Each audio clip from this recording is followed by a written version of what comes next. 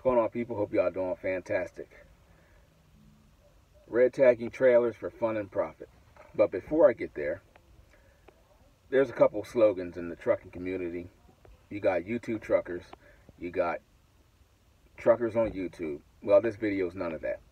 This is going to be a hustler that drives a truck. How about that one? Now, if any of you want to make t-shirts or bumper stickers, anything like that, mugs and stuff like that, you can email me at brothermantrucking4@gmail.com.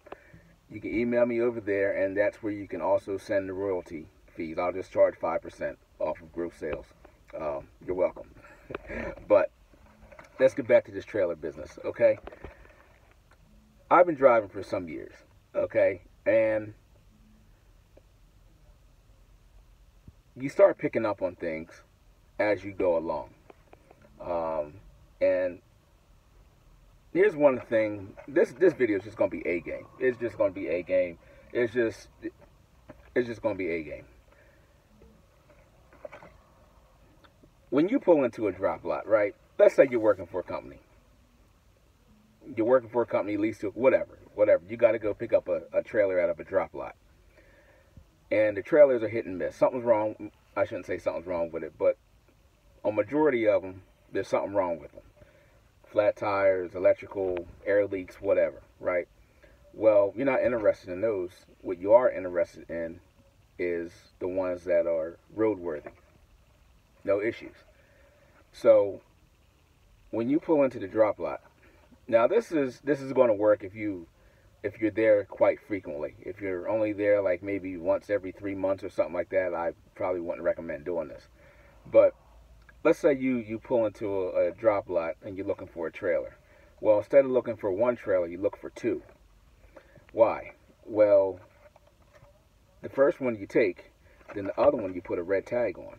If they don't have the service people going around there, because you're working for somebody that actually takes care of the equipment, they're going to fix it. But if you're at one of these lots where there's more broken stuff than it is roadworthy stuff, that's where the out of service tag comes in. You get what I'm saying? So you put that, so next time you come back and you need an empty, you go over to the out of service trailer, your tag, out of service trailer, you hook right up to it and keep on rolling. Now, oh, that's nice theory, brother, man. Did you ever do that? Did I? Please.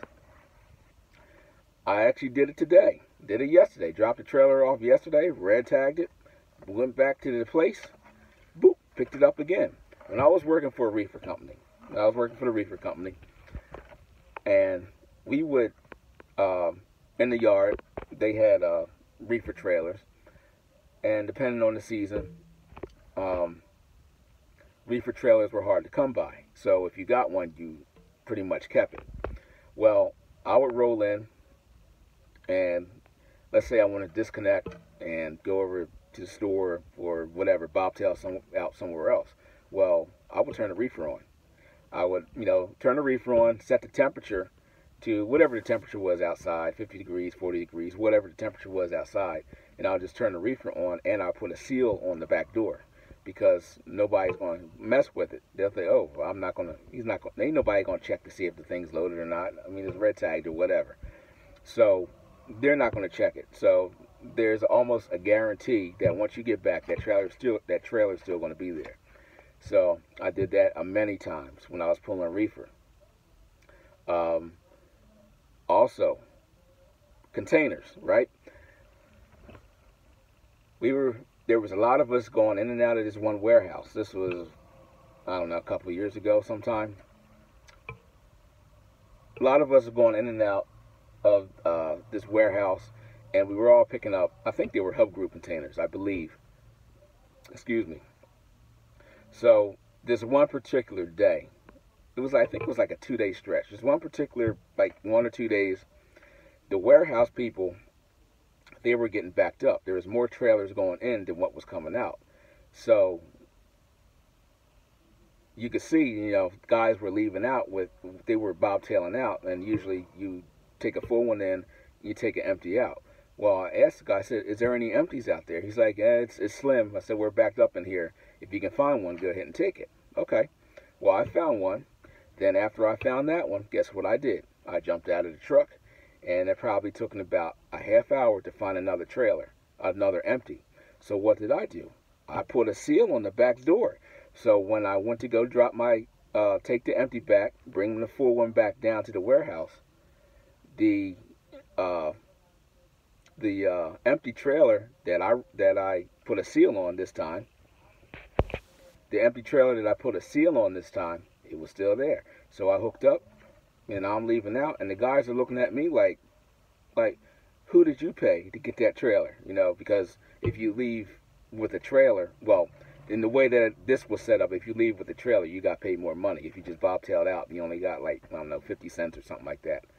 50 cents for back to the rail yard.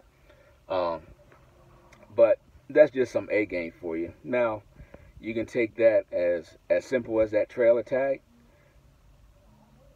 or you can make it as complex as you want. The trucking industry is very vast, and there's different ways around different things. But that's all for this one. A game, a hustler that drives a truck. We'll see you.